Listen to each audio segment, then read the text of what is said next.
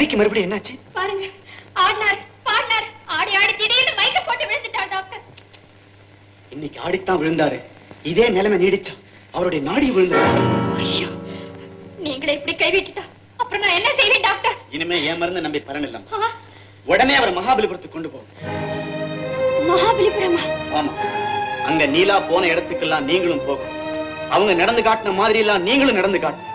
அப்பதான் கலைஞ்சு போயிருக்கிற அவருடைய நினைவுகளை ஒரு நிலைக்கு கொண்டு வர முடியும். அவருடைய உயிரையும் காப்பாற்ற முடியும். டாக்டர், இதை விட்டு வேற வழியே இல்லையே? கிடையவே கிடையாது. இனிமே ஒரு நிமிஷம் கூட தாமதிக்க கூடாது. சரி, நீங்க இவரை பாத்துங்க. இத வந்துட்டேன். அக்கா அக்கா அக்கா. மல்லிகா மல்லிகா, என்னம்மா என்னாச்சு? என் வாழ்க்கை பாழா போயிடுச்சக்கா. நான் செய்த பாவத்துக்கெல்லாம் கை மேல பலன் கிடைச்சிடுச்சு. என்னம்மா சொல்றேன்? அவருக்கு பைத்தியம் பிடிச்சிடுச்சக்கா, பைத்தியம் பிடிச்சிடுச்சு. சாக போறேன்னு கதறாரு. என் கழுத்தை பிடிச்சு நெருக்க வர்றாரு. ஐயோ, டாக்டர்கிட்ட காமிச்சியா? என்னம்மா சொன்னாரு? மருந்துக்கு கட்டுப்படாத வியாதி இது. மகாபலிபுரத்துல செத்து போன அந்த பெண்ணுடைய ஆவி இவரை பிடிச்சு ஆட்டுது. மகாபலிபுரத்துக்கு போனா தான் அவருக்கு குணமாகும்னு டாக்டர் சொல்லிட்டாரக்கா. மகாபலிபுரமா? மல்லிகா, நீ மறுபடியும் அங்க போகணுமா? போன்னு சொல்ல வேண்டிய நீயாக்கா இப்படி கேக்குற? மல்லிகா, போன்னு சொல்ற துணிச்சலும் எனக்கு வரல, போகாதன்னு தடுக்கிற மிருகத்தன்மை எனக்கு வரலம்மா. அக்கா, தாலி கட்டாத ஒருத்தருக்கு துரோகம் பண்ண கூடாதுன்னு நீ தவிக்கிற. தாலி கட்டின கணவருக்கு எவ்வளவோ துரோகம் பண்ணிட்டு நான் துடிக்கிறேன். ஐயோ, இந்த மாதிரி வார்த்தைகளால என்ன கொல்லாதம்மா. நீ எனக்காக செய்த காரியங்கள் ஒரு தாய் குழந்தைக்கு செய்யறதை விட அதிகமானது, ஒரு மனைவி கணவனுக்கு செய்யறதை விட மேலானது. ஆனா நீ மகாபலிபுரம் போற செய்தி கேள்விப்பட்டா அத்தா எரிமலையின் உச்சிக்கே போயிடுவாரேம்மா. போகலைன்னா என் கணவர் மரணத்தின் மடிக்கே போயிடுவார். மல்லிகா அக்கா, கண்ணுக்கு தெரியாம கைக்கு எட்டாத தூரத்தில் இருந்தவன் வாழ் இப்போதான் கிட்ட நெருங்கி வருது. என்னால அதுக்கு எந்த ஆபத்து நிச்சயமா வராதக்கா. என்ன பத்தி கவலைப்படாதேம்மா. இப்ப நம்ம ரெண்டு பேரும் தாலியுமே ஊசலாடிக்கிட்டு இருக்கு. ஆனா காப்பாற்றப்பட வேண்டிய புனிதமான தாலி உன்னுடையதுதான். போ, உன் கணவருக்காக நீ மகாபலிபுரம் போ. போம்மா, போ போ. ஏன் கோபால், இன்னும் மல்லிகாவை காணமே? அவங்க அக்கா கிட்ட சொல்லிட்டு வரதான் போயிருக்கணும். அங்கேயே போகட்டும், அப்பதான் நாம் நினைச்ச மாதிரி நடக்கும். கோபால், நான் மாமல்லபுரத்துக்கு போறது எல்லாருக்கும் தெரியணும். ஏனவே இந்த முயற்சியில நமக்கு வெற்றி கிடைக்கும் நினைக்கிறியா? கண்டிப்பா கிடைக்கும். என் கணக்கு தப்பவே தப்பா. மகாபலிபுரமா? கௌரி! என்னத்தா? கடைசி அவன் தங்கச்சியை ஏமாத்திட்டான். என்ன சொல்றீங்க? ரவியை கூட்டிட்டு மகாபலிபுரத்துக்கே போறாளாம். நடத்துற நாடகத்தை நடந்த இடத்திலேயே விளக்கி காட்ட போறான். இப்பவே போறேன். ரெண்டு பேரையும் தீர்த்து கட்டிட்டு கடலை எரிச்சிட்டு வரேன். இல்லைங்க, ஆத்திரப்பட்டு எந்த முடிவுக்கு வந்துடாதீங்க. என்ன தடுக்க நீ யார்? நான் யாரா? உங்க மனைவியத்தான். மனைவி?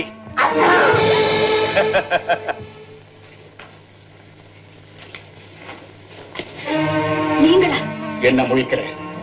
என் கண்ணை கட்டிட்டு மகாபலிபுரத்துக்கு ஓட பாத்தியா? எனக்கு தெரியாம காத்து கூட அசைய முடியாது. பயம் கூட.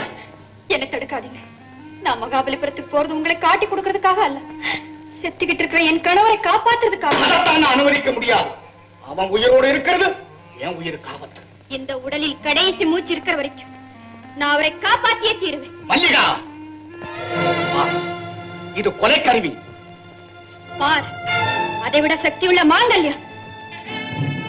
மல்லிகா, அங்க என்ன சத்தம்? மல்லிகா, மாங்கல்யத்தின் மகிமையை பற்றி சொன்னாயே, அது இப்போது என்ன ஆக போகிறது பார். சுடு சுடு, முதல்ல என்ன கொன்னிட்டு அப்புறம் அவரை சுடு. போ அந்த பக்கம்.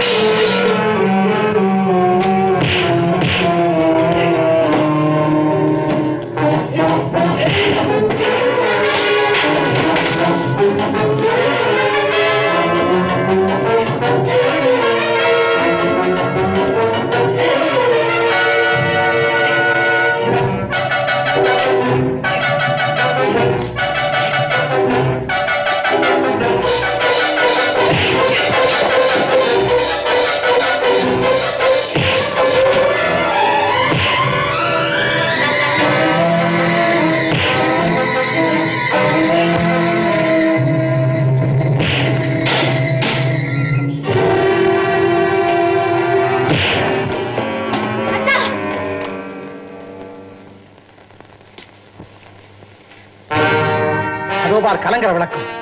அதன் உச்சி மேல நான் ஏற போறேன். ஐயோ நீலா அங்கே இருந்து தான் கீழே விழுந்தான். அவ விழுந்த மாதிரி நானும் விழ போறேன். வேண்டாங்க. அவ செத்த மாதிரி நானும் சாக போறேன். ஐயோ ஆஹா, என்ன அழகா இருக்குன்னு தெரியுமா? வா வேண்டாங்க. வா வேண்டாங்க. வா. இந்த கலங்கர விளக்கத்தின் மேல இருந்து நீலா கீழே விழுந்ததை பார்த்து நான் எப்படி துடிச்சேன், அது போல நான் கீழே விழுந்ததை பார்த்து நீ துடிக்க துடியா துடிக்க. ஐயோ அத்தா வேண்டாம் வேண்டாம். என்னென்னமோ சொல்றீங்க. இந்த இடத்தை விட்டு போயிடும். எனக்கு என்னமோ பயமா இருக்கு அத்தா. உனக்கா பயம்? இந்த உலகம் தான் உன்னை பார்த்து பயப்படுதே. ஏன் இப்படி பாக்குறீங்க? என்னென்ன விபரீதம் நடக்க போறதோ தெரியலையே. இனிமேலா விபரீதம் நடக்கணும்? அது எப்போ நடந்தாச்சு? இன்னைக்கு ராத்திரி கண்ணாடி ஜன்னல் உடைச்சது யார்? இந்த கலங்கர விளக்கத்தின் மேல் ஓடுனது யார்? யார் யார்? சொல்லு, உண்மையை சொல்லு. சொல்லிடு சொல்லிடு. எனக்கு தெரிஞ்ச உண்மையெல்லாம் சொல்லிடு. கண்ணாடியை உடைச்சது நான் தான். கலங்கரை விளக்கத்தின் மேல ஓடினது நான் தான். அப்படின்னா மேல என்ன நடந்தது? நீலா கீழே வந்து எப்படி சித்தம்? அத்தா மேலே என்ன நடந்தது எனக்கு ஒண்ணுமே தெரியாது. சத்தியமா தெரியாது அத்தா. இல்ல, என்கிட்ட நீ மறைக்கிற. எனக்கு நீ பயங்கரமான துரோகம் செய்யற. அத்தா நான் என்ன சொன்னாலும் இனிமே நீங்க நம்ப மாட்டீங்க. உத்தமரான உங்களுக்கு மனைவியானதே நான் செய்த பெரிய துரோகம். அந்த துரோகத்திற்கு பிராயச்சித்தம், அந்த பாவத்திற்கு பரிகாரம் என் மரணத்தில் தான் கிடைக்க முடியும். என்னை விடுங்க. உங்க நீலா போலவே நான் விழுந்து சாகிறேன்.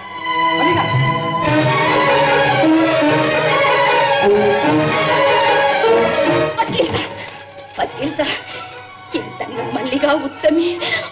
அவளுக்கு ஒண்ணுமே தெரியாது. நடந்ததெல்லாம் நான் சொல்றேன். நீலாவை நாகராஜன் கொலை செஞ்சுட்டான் சார், கொலை செஞ்சுட்டான். நீலாவை நாகராஜன் கொலை செய்தானா?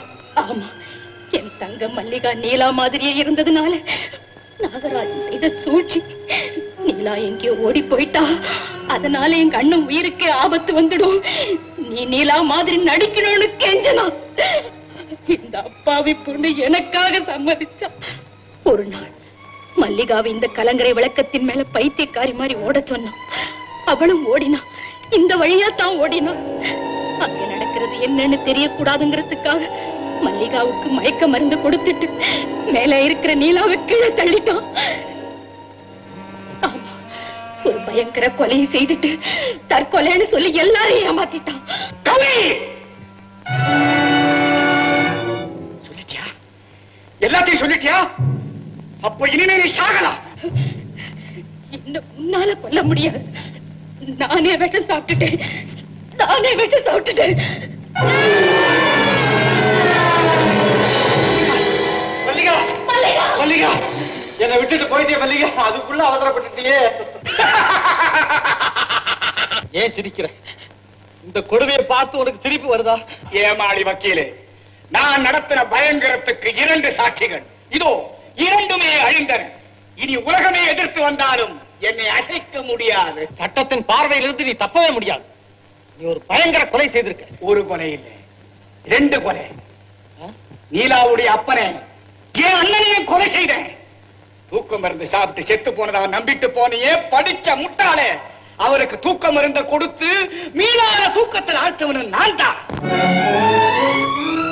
எச்சரிக்கிறேன், என் வாழ்க்கையில குறுக்கிட்டா உனக்கும் இதே கடிதம். அசையாதீங்க. நாகராஜன், கொலை செய்த குற்றத்துக்காக கூட நான் கைது செய்யறேன். சொன்னதையெல்லாம் நாங்க கேட்டுக்கிட்டு தான் இருந்தோம். மேஜிஸ்ட்ரேட் எல்லாத்தையும் பதிவு செய்திருக்காரு.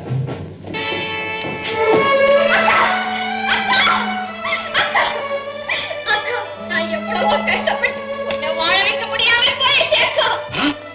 மல்லிகாவா? ஏன் ஆச்சரியமா இருக்கா? அதுதான் மல்லிகா பொம்மை. மிஸ்டர் நாகராஜன், ஏமாளி வக்கீல், படித்த முட்டாள்னு சொன்னீங்களே, இப்ப என்ன நடக்குது பாத்தீங்களா? இது அவ்வளவும் இந்த ஏமாளி வக்கீல் செய்த ஏற்பாடு. நீ ஆரம்பத்தில் இருந்தே சதித்திட்டம் தீட்டு நான் சந்தேகப்பட்டேன். உன் வாயால உண்மை வெளிவரணுங்கிறதுக்கு தான் இவ்வளவு பெரிய நாடகம் ஆடினேன். மிஸ்டர் ரவி, நீங்க செய்த உதவிக்கு மிக்க நன்றி. இந்த வழக்கில் உங்க மனைவியும் சரி.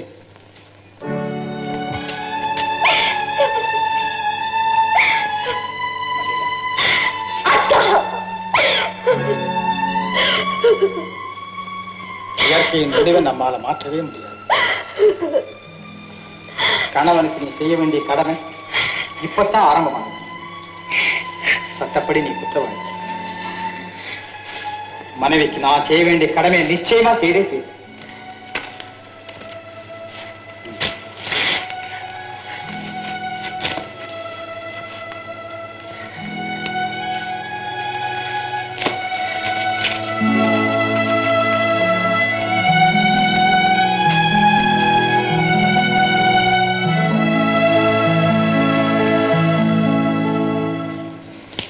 இந்த வழக்கின் இருதரப்பு வாதங்களையும் கேட்டு அறிந்ததில் 2 கொலைகளை திட்டமிட்டு நடத்திய நாகராஜனுக்கு தூக்கு தண்டனை விதிக்கிறேன். தான் செய்வது என்னவென்றே தெரியாமல் தவறு செய்துவிட்ட மல்லிகா மன்னிப்புக்குரியவள். ஆனால் உண்மை தெரிந்த பிறகும் அதை மறைத்த குற்றத்துக்காக 3 மாத வெறுங்காவல் தண்டனை விதிக்கிறேன். தன் மனைவி என்றும் பாராமல் சுயநலத்துக்கு அடிமையாகாமல் நீதியை நேர்மையை நிலைநாட்ட பெரிதும் பாடுபட்ட வழக்கறிஞர் ரவி பாராட்டுக்குரியவர். அவர் நீதிக்கே ஒரு கலங்கரை விளக்கம். கட்டிய கணவனுக்கு உண்மையா நடக்க வேண்டியது மனைவியோட கடமை. நான் உங்ககிட்ட உண்மையெல்லாம் மறைச்சு பொய்யின் வடிவமா மாறிட்டேன். நான் உங்களுக்கு எவ்வளவோ துன்பத்தை கொடுத்துட்டேன். எனக்கு இந்த தண்டனை போதாதான் போதாது. என்னை மன்னிச்சிடுங்க. நீ குற்றமற்றவன். பாசத்துக்காக நீ செய்த கடமை இந்த உலகத்துக்கு உன்னை குற்றவாளியா காண்பிச்சிடுச்சு. மல்லிகா, என் மனைவி களங்கமற்றவங்கிறது நிரூபிக்கிறதுக்காக நான் என்னென்னமோ நாடகம் ஆடினேன். எப்படி இல்லாம உன்னை சித்திரவதை பண்ணிட்டேன். மல்லிகா, நீதான் அதுக்காக என்னை மன்னிக்கணும். ஐயோ, அத்தா, அத்தா. இப்ப எதுக்காக 3 மாசமும் 3 நிமிஷமா ஓடி போயிடு. நான் காத்துக்கிட்டே இருப்பேன்.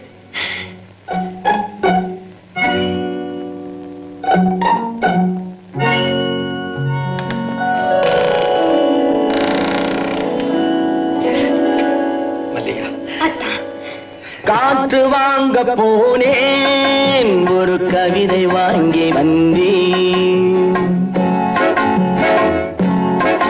நான் காற்று வாங்க போனேன், ஒரு கவிதை வாங்கி வந்தேன்.